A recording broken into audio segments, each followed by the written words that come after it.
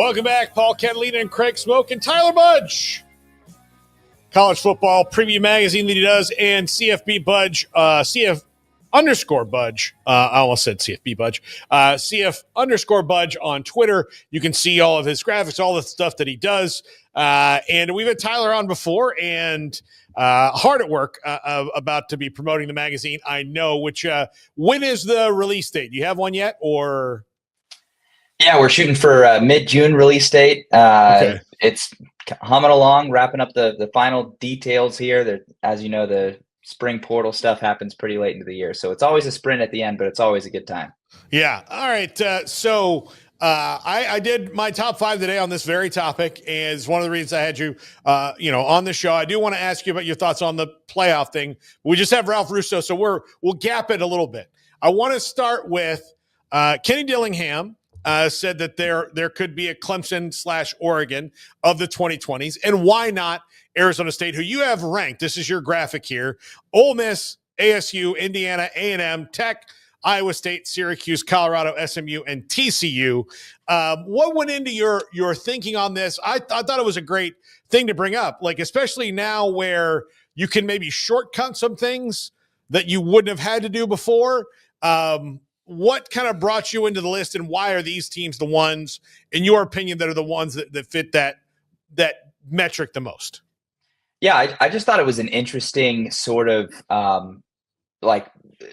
test group of teams that Kenny Dillingham was talking about, becoming the next Oregon or Clemson. I just thought that'd be a really interesting group to look at. And so primarily what I was looking at was, what programs are we going to look back when the 2020s are concluded and say, wow, they really got put on the map? And when we're talking about sustainable for the back half of this decade, we already have like a half of a decade to work with. And some of the teams on there haven't had too much success in the first half of the decade, but that's certainly factored in there. But talent acquisition was a big one for me. Are they going to be acquiring enough talent to be competing at that level, and current trajectory? And also, do they have a head coach that's taking them in the right direction and progressing? So I think Ole Miss is a team that gets the top there, because I think they already have a pretty hefty resume. And if no team on that list really does anything too crazy, we'd look back at the 2020s and probably say, hey, Ole Miss is a program that really put themselves back on the map under Lane Kiffin. So I was really just looking at what their trajectory is. So it's like a half projection, half based off of what we've already kind of seen from them for nearly half the decade.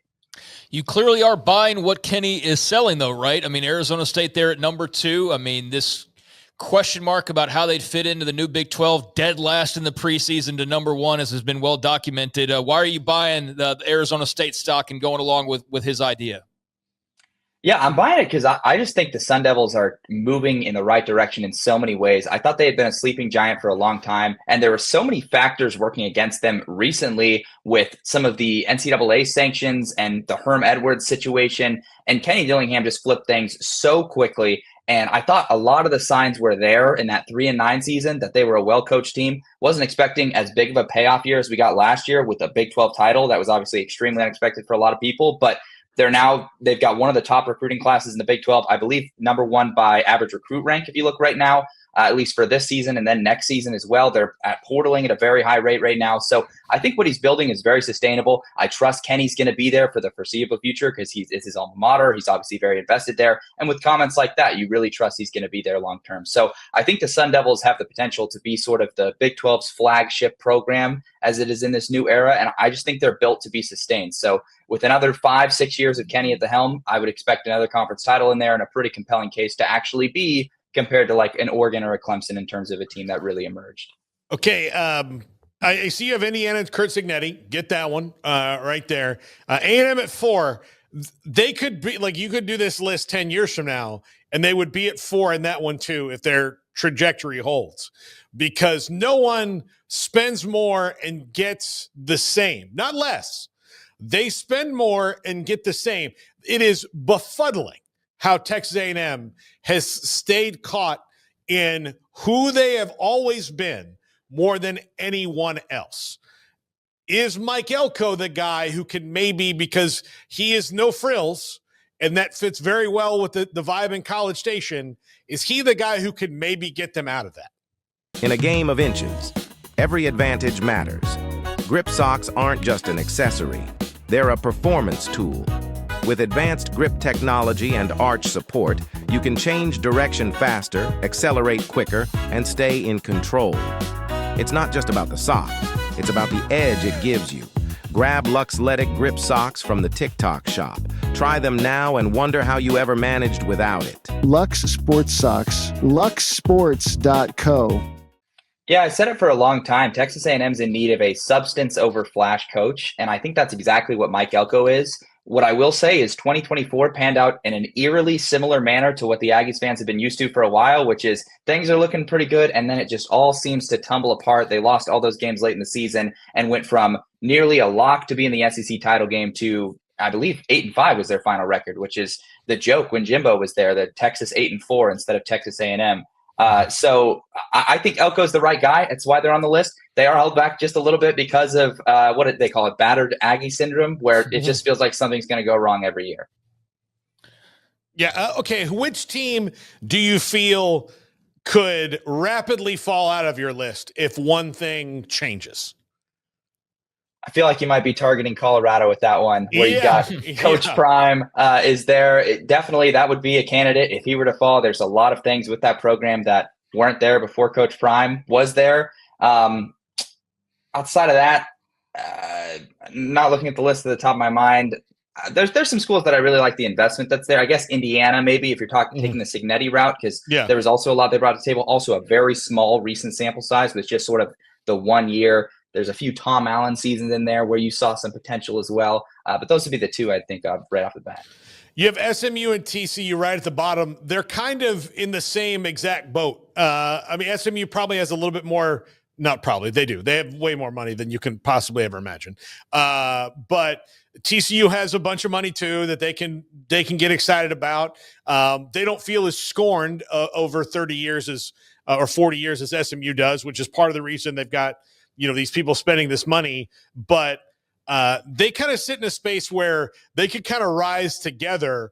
And even not because there's a rivalry that they're not going to play anymore and all that, but I'm very interested to see the trajectory of those because one's ACC, one's Big 12. They're in the same metro area and all those things.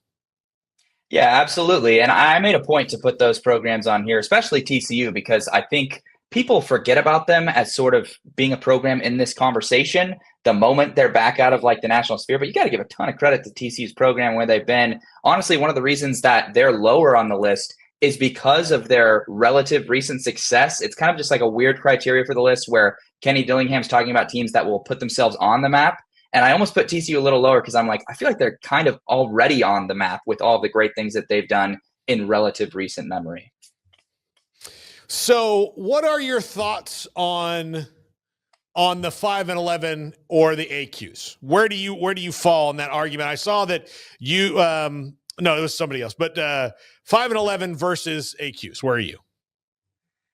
I've kind of gone back and forth on this discussion and this topic. And right now I am actually buying into AQs a little bit more than I used to, which I know is tough. I know people get really angry when they hear AQs, but specifically the model I've been really digging recently is one that's been floated by Josh Pate, one that's been floated by Joel Klatt, which involves not a 16-team field, but a 14-team field with AQs built in. It's the same 4-4-2-2, and then one for the group of five, one at-large bid model we've been talking about. And I think it just makes a lot more sense when you look at it. It's kind of a complicated one to explain, but it involves the subcommittees in each conference. So each conference has its own committee. You take a lot of the power away from the committee that nobody likes, and there's going to be a lot less controversy because it's going to be the SEC committee ranking SEC teams against SEC teams. I do think it just bakes in importance in the regular season a lot more than what might happen with 5+11, where if you're a 9-1 Tennessee and you've got 2 games left in the year, if you're talking about a 5-11 model, you're going to make the playoff regardless of whether or not you lose out in the season. Versus if we're doing sort of like a play-in format with like the 4 bids in the SEC, Tennessee's battling for like a home field advantage in that play-in game versus potentially not being in that play-in format that the SEC has. If that makes sense. I don't know if you guys have seen that model being floated around. Yeah, I have. I here's the thing. Craig and I talked about it. The Big 12 and ACC are in a damned if you do, damned if you don't. They're screwed either way. So they're basically banking on themselves. And I know a lot of people are trying to feed them this. Well, you've got 2 automatically. You should love that. But it's also like, well, you're telling me I'm going to go be in B class for the rest of my life. and there's no chance to get back to A class. And I think that sometimes gets lost in the conversation, is not understanding that, yeah, it might be the dumber route to take, but it's the only route that they have to try and claw back anything else. Does that make sense? Yeah, absolutely. And I understand the sentiment with that completely. I mean, I was on board with that initially until I heard a little bit more about this other AQ model. And I do think there's a lot more trust you have to put into other people with the AQ model, that it's going to be done right, because there's a lot of ways it can look really stupid. Just like we saw with the first year of the 12-team playoff, there were so many things that were silly about the way they handled a lot of stuff. But I totally understand. If you're the Big 12 EAC, I'm an Oregon State fan. We're out here fighting for our lives, trying to just get knock on the door somewhere. So I totally understand that, and the desperation that comes from that. Ton of passionate programs and fan bases that don't want to get left behind, and they don't want to relegate themselves and say, yeah, we're only 50% of what the SEC and Big Ten are. So I totally understand where that's coming from. So from a media standpoint, I mean, you cover everybody, and you're talking obviously about the bigger topics and all of that. But as a college football fan, did what happened over the past couple of years ding you from an OSU perspective? Like, kind of how have you handled all that? Because I feel like everybody's already moved on and forget that Oregon State and, Washington State are still out there, and that amongst all this talk about what could happen, it did happen to them. I mean, they, for so many reasons, got relegated basically. Yeah, no, I mean, it absolutely dinged me. I'm an Oregon State fan through and through. I did go to Arizona State University, so I do have them to cling to in this era of conference realignment. But it really hurt. I am an Oregon State fan through and through. There it is, the logo. I'm trying to point to it right there in the background. You can see. But yeah, I mean, I was in denial about it for a little bit, thinking about all the ways they can do it. But the moment you start to talk about the new Pac-12, it's very clearly a relegation. They're in a much worse conference. You hear about it happening to other teams. I heard the stories of South Florida and teams from the Big East and some of the other programs over the years that's happened to. But it just sucks to happen to your program, because it does hurt your program at the end of the day. There's less exciting games on the schedule. There's less resources coming to your program as well. So speaking firsthand, yeah, absolutely. As a fan, it was pretty crushing. You do a lot of power rankings for the Group of Five and those things, and follow along. We had Jeremiah Dickey from Boise State on last week. The AD. We're going to have the Fresno State AD on probably on Friday this week, and he brought up a point that I think is really interesting. What the Group of Five wants to know is, okay, if you're going to give the Power Four, Autonomy for all this, what do you have to do as a conference, as an institution, to get there if you want to? Because even in European soccer models, there's a way that you can get there if you have the resources and if you win enough in their relegation and promotion model. This is set up to where eventually it just feels like they're going to try to squeeze those schools out because there isn't a path for them. Do you think that there should be, when all this house settlement, all this, should there be a, look, if you're willing to do this, this, and this, and you get to this kind of expenditures and all of that and raise this money, we will allow you to be now the Autonomy 5 if it's the Pac-12 that gets back to that kind of footing? Yeah, I absolutely would love a mechanism like that to be in place. And I think it should be a dynamic model. That's what I love so much about the college football I grew up with, is that it was dynamic. The Mountain West, if it had a great year, it could have 3 top 25 teams and 3 teams in the conversation. I wasn't alive for much of it, but when the Big East was around, that was an awesome thing, having another sort of power conference in the mix. So I love a dynamic model that rewards conferences for good seasons and not for having a good history. The issue is it's going to take some degree of compromise, because the powers that be, the Big Ten, the SEC, they're not going to give up the power they have. They're looking out for their own self-interest. It's going to take either a massive compromise, or it's going to take some outside governing body of some sort that is looking out for the best interest of college football. Because right now, the people that have the power aren't looking for that. And it's going to take compromise to say, hey, if you get good enough one day, we'll give you a slice of the pie or whatever it is. So it'll take either compromise or somebody coming in and laying down the hammer somehow. Craig, anything else? Tyler, I always appreciate having you on. We need to have you on once the magazine comes out as well to talk about some of that. Don't want to give any of that away. So you mentioned the spring portal being late and you kind of having to scramble. When the spring portal opens, does part of you wish, like, please, nobody of note go somewhere? Like, just don't. Because a lot of the spring portal is more utility or necessity of, hey, we need 2 guards. Like, it doesn't, we're going to find the best that we can. We've got starters, but if those guys get hurt, we're kind of screwed. Most of it is that. How much more difficult does it make it when you do have to wait on that, when most of it is filling the back end of the roster as opposed to the front end? Yeah, I mean, it was an extremely frustrating spring cycle because I'm sitting there with like the general outlines for a lot of these teams and like, okay, I think I'm going to rock with this. We'll see how they deal with like some depth pieces or something like that. It's going to be tiny little adjustments here, but we're talking about like the headline changing for teams like Tennessee and UCLA and Cal. There were so many teams in the spring portal. It was one of the crazier ones we've had where I'm just like, oh my goodness, Cal's entire running back room just hit the portal. Oh my goodness, the entire dynamic of Syracuse football just changed because they went and got a quarterback. Stuff like that kept happening, which is a little frustrating, but it's also good for content and it's cool to talk about. So I can't complain too much, but definitely that happened a lot more this spring portal window than it did last year. Yeah, the Nico Joey Aguilar trade, that happened. Syracuse, I just kind of felt that they were excited about Ricky Collins, who came in from LSU, and then no, maybe not as much. That really, especially when you get to a Syracuse one, that they kind of go and grab a guy out of the portal like that, that's not going to be there until June, that's not going to really play football with them until August or July when they start practicing.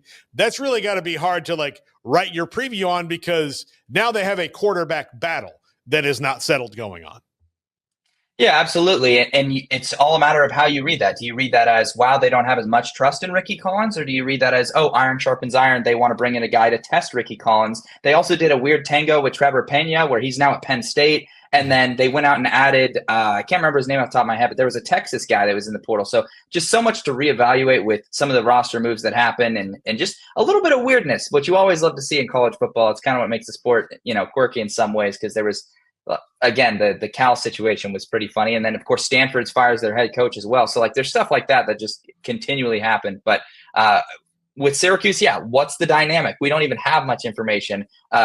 Angeli's barely stepped on campus. So there's a lot of stuff to sift through. And you just got to, like, report the facts sometimes and be like, I don't know, we'll see.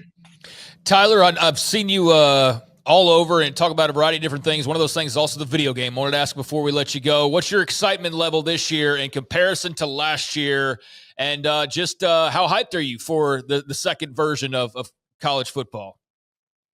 My excitement level is out of 10. I really felt last year was so exciting, but I really felt that last year was sort of the framework for the game. And I couldn't blame them, right? We wanted a game. They wanted to get it out last year. They did, but there was a lot of things that were missing. Important things like the head coaches. Some of the game presentation felt a little bit just too like in a box, if that makes sense. And I'm just so excited about the additions they made. The fact that real head coaches and coordinators, which is just over the top, I wasn't even expecting coordinators, are in the game. It's the first time we've ever actually had that before. Like, you could import the names, and so somebody would actually like go in and import them. But that was back in the PS3 days.